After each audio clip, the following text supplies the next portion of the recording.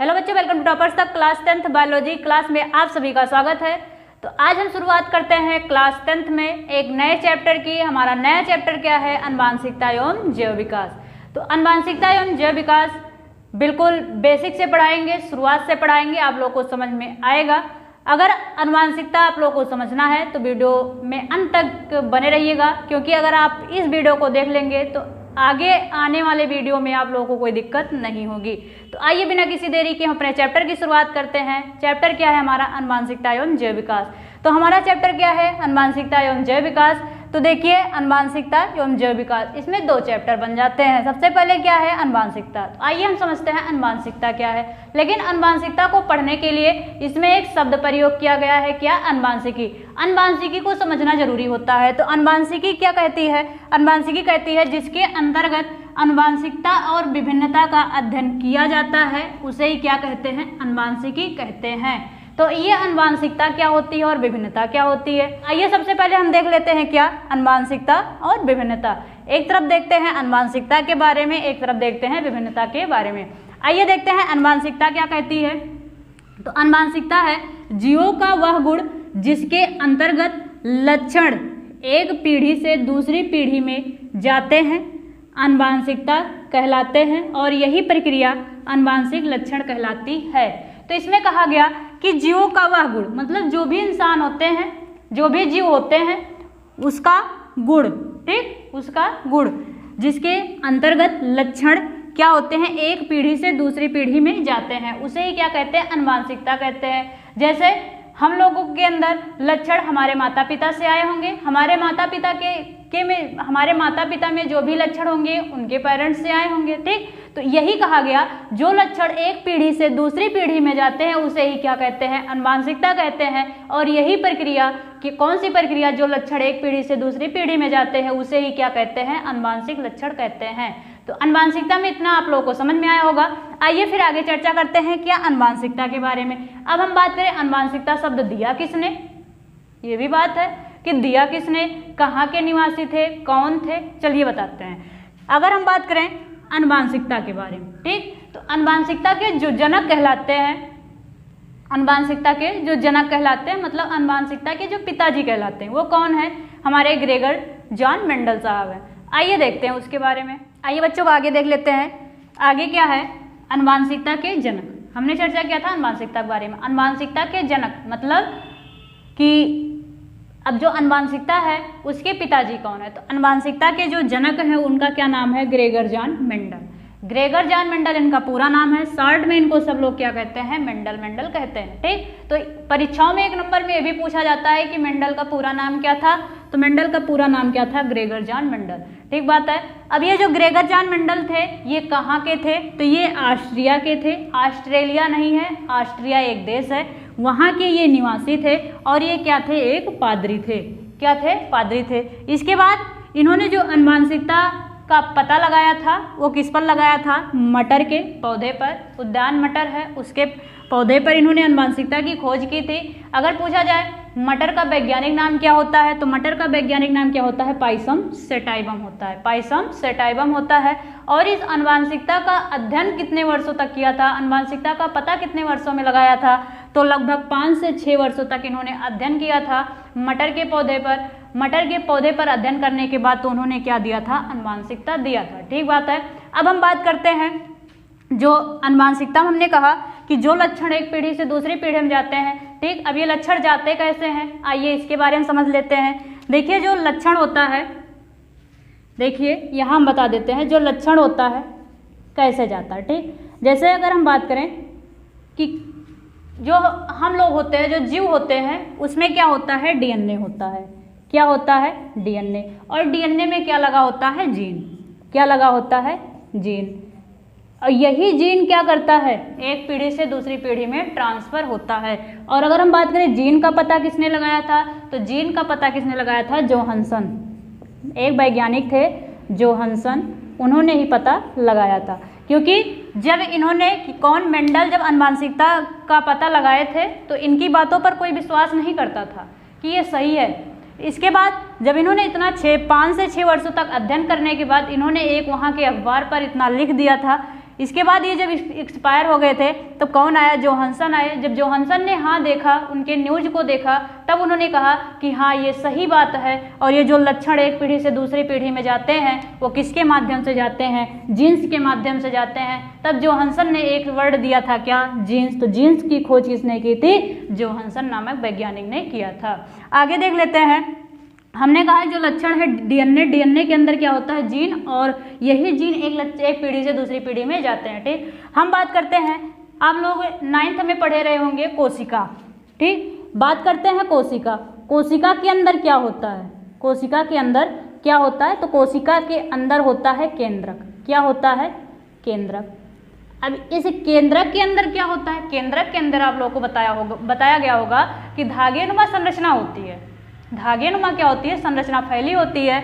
उसे क्या कहते हैं, उसे कहते हैं गुणसूत्र। उसे क्या कहते हैं, गुणसूत्र या क्रोमोसोम कहते हैं। क्या कहते हैं, गुणसूत्र या क्रोमोसोम। और यही गुणसूत्र पर क्या लगा होता है, डीएनए लगा होता है। यही गुणसूत्र पर क्या लगा होता है, डीएनए, और डीएनए में क्या होता है, जीन्स। डीएनए में क्या होता है, जीन्स। यही जीन्स क्या करते हैं, एक पीढ़ी से दूसरी पीढ़ी में ट्रांसफर होते रहते हैं। तो आप लोगों को आनुवांशिकता समझ में आया होगा कि आनुवांशिक कैसे लक्षण होते हैं।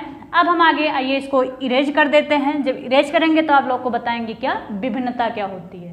तो इतना आप लोग नोट डाउन कर लीजिए या स्क्रीनशॉट ले लीजिए। फिर आइए हम अगले टॉपिक की तरफ बढ़ते हैं। अगला टॉपिक हमारा क्या है, विभिन्नता के बारे में। आइए बच्चों समझ लेते हैं क्या विभिन्नता के बारे में। तो विभिन्नता में क्या कहा गया कि जीवधारियों के बीच पाए जाने वाले अंतर को ही क्या कहते हैं, विभिन्नता कहते हैं। विभिन्नता लैंगिक जनन में होती है। कहा गया जो जीवधारियों होते हैं उनके बीच जो अंतर पाए जाते हैं उसे क्या कहते हैं, विभिन्नता कहते हैं। तो हम अगर इसमें बात करें, जैसे देखिए हम लोग अपने पेरेंट्स के ही संतान हैं, है कि नहीं। तो हम लोगों में अपने पेरेंट्स के एकदम सेम तो नहीं है, विभिन्नताएं जरूर है हमारे अंदर। अगर सेम रहेंगे तो कोई पहचान नहीं पाएगा। लेकिन देखिए कुछ आनुवांशिक लक्षण तो आते हैं तो उसे आनुवांशिकता कहते हैं, लेकिन कुछ विभिन्नताएं भी होती हैं, सेम हम लोग नहीं होते हैं। तो आइए देखते हैं, परिभाषा हमने बता दिया कि विभिन्नता जीवधारियों के बीच पाए जाने वाले अंतर को ही क्या कहते हैं, विभिन्नता कहते हैं। और विभिन्नता किस में होती है, लैंगिक जनन में होती है। लैंगिक जनन में होती है। आइए देख लेते हैं कैसे होती है, इसके बारे में चर्चा कर लेते हैं। जैसे हम बात करते हैं विभिन्नता में क्या होता है, एक तरफ लैंगिक जनन में नर और दूसरी तरफ क्या होता है, मादा। ठीक बात है। तो देखिए जो नर होता है, नर का डीएनए, ठीक बात है, और जो मादा होता है, मादा का डीएनए। तो नर का डीएनए और मादा का डीएनए, नर के डीएनए से नर युग्मक और मादा के डीएनए से मादा युग्मक। तो यहाँ क्या होगा, नर युग्मक, क्या होगा, नर युग्मक, और यहाँ क्या हो जाएगा, मादा युग्मक, मादा युग्मक। इतना आप लोगों को समझ में आया होगा। नर से नर युग्मक और मादा डीएनए से मादा युग्मक। ठीक, जब ये दोनों हो जाते हैं, जब इन दोनों का मतलब नर युग्मक और मादा युग्मक, जब इन दोनों का क्या हो जाता है, निषेचन हो जाता है। इन दोनों का क्या हो जाता है, निषेचन हो जाता है। क्या हो जाता है, निषेचन। यहाँ लिखेंगे क्या, निषेचन। जब निषेचन हो जाता है तो क्या बनता है, यहाँ युग्मक था तो यहाँ क्या बनेगा, युग्मनज बनेगा। क्या बनेगा, युग्मनज बनेगा। तो नर का नर डीएनए, मादा का मादा डीएनए, तो युग्मनज में भी डीएनए होगा। यही डीएनए क्या करता है, अलग करता है। यही डीएनए क्या करता है, अलग करता है और विभिन्नता दिखाता है। क्यों, देखिए अब हम आप लोग को समझाते हैं। एक मिनट, देखिए जैसे हम चर्चा किए नर डीएनए, ठीक, नर में भी डीएनए होता है और मादा में भी क्या होता है, डीएनए होता है। तो नर का डीएनए नर युग्मक, मादा का डीएनए क्या बना, मादा युग्मक बना। ठीक बात है। तो जब दोनों, इसका भी डीएनए और इसका भी डीएनए मतलब नर और मादा के डीएनए जब क्या कर लेते हैं, निषेचन कर लेते हैं, तो क्या बनता है, युग्मनज बनता है। तो कुछ डीएनए इनका भी आता है, कुछ डीएनए इनका भी आता है। तो जब दोनों का डीएनए मिल जाता है तो क्या होते हैं, अलग अलग हो जाते हैं, विभिन्नताएं हो जाती हैं। और यही डीएनए की युग्मनज में क्या करता है, विभिन्नता करता है मतलब अलग करता है क्या, यही डीएनए क्या करता है, विभिन्नता करता है मतलब अलग करता है। ठीक बात है। तो आप लोगों को भी विभिन्नता समझ में आया होगा, आप लोग नोट डाउन कर लीजिए या स्क्रीनशॉट ले लीजिए, फिर आगे की हम बात करते हैं आगे के टॉपिक पर। आइए बच्चों आगे की टॉपिक देखते हैं। हमने अनुवांशिकता देख लिया, विभिन्नता देख लिया। अब देखिए अनुवांशिकता के जनक कौन थे, हमने बताया मेंडल साहब थे। मेंडल ने जो अनुवांशिकता की खोज की थी वो किस पौधे पर की थी, तो मटर के पौधे पर की थी। ठीक बात है। तो यहाँ से क्वेश्चन पूछा जाता है कि मेंडल ने मटर का ही पौधा क्यों चुना, मेंडल ने मटर का पौधा क्यों चुना। बहुत सारे पौधे हैं, कई पौधों कोई भी पौधा ले सकते थे, लेकिन नहीं, मेंडल ने मटर का ही पौधा क्यों चुना, यहाँ से एक क्वेश्चन पूछा जाता है। तो मेंडल ने मटर का पौधा इसलिए चुना क्योंकि देखिए जो मटर का पौधा होता है उसको हम लोग आसानी से उगा सकते हैं, कम समय में उगने वाला पौधा होता है, विप्रयासी पौधा होता है। विप्रयासी का मतलब क्या होता है, लंबा और बौना। तो जब मेंडल ने मटर के पौधे पर अपना चुनाव किया था तो इसके साथ साथ भी यही पूछा जाता है कि मेंडल ने जो 5 से 6 वर्षों तक लगभग प्रयोग किया था वो उसमें कितने लक्षण को उन्होंने देखा था, तो उसमें उन्होंने 7 लक्षणों को देखा था। तो आइए सब पे एक एक चर्चा करेंगे। आइए इस पर भी 2-4 पॉइंट हैं, आप लोग को लिखवा देते हैं, अगर पेपर में पूछेगा तो आप लोग बड़े आसानी से लिख सकते हैं, कोई इसमें कठिनाई की बात नहीं है कि मेंडल ने मटर का पौधा ही क्यों चुना। आइए हम लिख देते हैं क्या इसके जितने भी पॉइंट हैं। आइए बच्चों हमने लिख दिया क्या पॉइंट वाइज कि मेंडल ने मटर का पौधा क्यों चुना। तो पहला पॉइंट इसमें है मटर 1 वर्षीय पौधा होता है, मतलब 1 वर्ष में ही तैयार हो जाता है आराम से। इसके बाद दूसरा क्या है, मटर को बगीचे में आसानी से उगाया जाता है। मटर को क्या किया जाता है, अगर कहीं भी लगा देते हैं तो आसानी से क्या होता है, उग जाता है। इसके बाद क्या कहा गया, तीसरा पॉइंट इसमें विप्रयासी रूप उपस्थित होता है। विप्रयासी का मतलब क्या होता है, इसमें लंबा क्या होता है, लंबा और बौना 2 प्रकार के पौधे होते हैं, लंबा पौधा और बौना पौधा। इसके बाद अगला पॉइंट क्या कहा गया, मटर के पौधे में स्वपरागण होता है। जब यौवन पीढ़ी प्राप्त हो जाती है तो उसके बाद क्या किया जाता है, यौवन पीढ़ी का स्वपरागण किया जाता है। अगला पॉइंट इसमें है मटर के पौधे एक पीढ़ी में अनेक बीज क्या करते हैं, उत्पन्न करते हैं। तो ये रहा मेंडल ने मटर का पौधा क्यों चुना। अब आगे हम देख लेते हैं जो मेंडल ने मटर का पौधा चुना था उसमें कितने लक्षणों का चुनाव किया था। आइए बच्चों अब देख लेते हैं मेंडल ने जो 7 लक्षणों का चुनाव किया था कैसे किया था।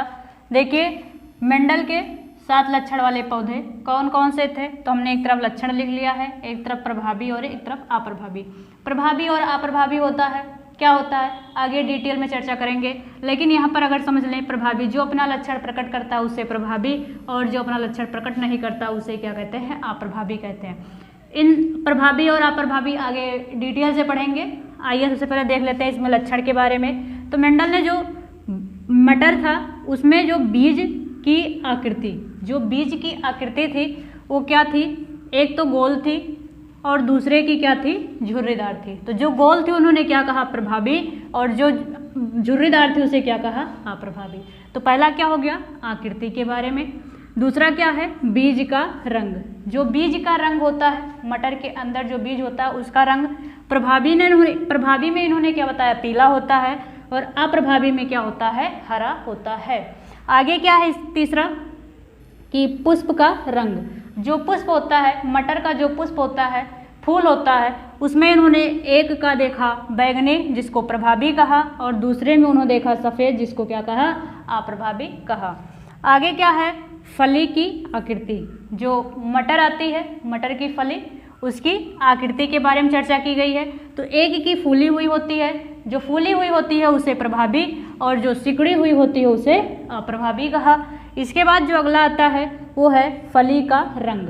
जो मटर होती है, मटर की फली, ठीक, फली मतलब जिसको आप लोग गांव में क्या बोलते हैं, छीमी बोलते हैं, ठीक। उसमें इन्होंने क्या कहा कि जो फली का जो रंग होता है वो एक हरा होता है और एक पीला होता है, सही कहा इन्होंने, ठीक। इसके बाद क्या है, पुष्प की स्थिति। जो पुष्प होती है उसकी स्थिति एक कक्षस्थ होती है, एक अग्रस्थ होती है, मतलब कक्षस्थ को इन्होंने प्रभावी और जो अग्रस्थ होती है उसे अप्रभावी कहा। इसके बाद क्या कहा, तने की लंबाई। जो पौधा होता है, पौधे के तने की लंबाई, एक का लंबा होता है और एक का बौना होता है। तो जो लंबा होता है उसे इन्होंने प्रभावी नाम दिया और जो बौना होता है उसे अप्रभावी नाम दिया। ठीक बात है। तो ये रहे मेंडल के 7 लक्षण। आप लोग इसको नोट कर सकते हैं, स्क्रीनशॉट लेना चाहें तो स्क्रीनशॉट ले सकते हैं। तो बच्चों आज हम यहीं तक रखते हैं। आगे हम चर्चा करेंगे मेंडल ने जो प्रयोग किया है, एक संकर संकरण प्रयोग किया है, 2 संकर संकरण प्रयोग किया है, उसके बारे में चर्चा करेंगे। तो आज यहीं तक रखते हैं। अगर आप लोग को वीडियो अच्छी लगी हो तो प्लीज़ लाइक कर दीजिएगा, क्योंकि बहुत मेहनत करते हैं हम आप लोगों के लिए। तो इतना तो आप लोगों को बनता है, एक लाइक, सब्सक्राइब और शेयर। ठीक है। तो जो भी नए स्टूडेंट हैं वो शेयर कर दें, चैनल को सब्सक्राइब कर लें, लाइक ज़रूर कर दीजिए। कमेंट बॉक्स में कमेंट करके बताइए वीडियो आप लोगों को कैसी लगी। फिर मिलेंगे ऐसे ही शानदार वीडियो के साथ। तब तक के लिए थैंक यू सो मच।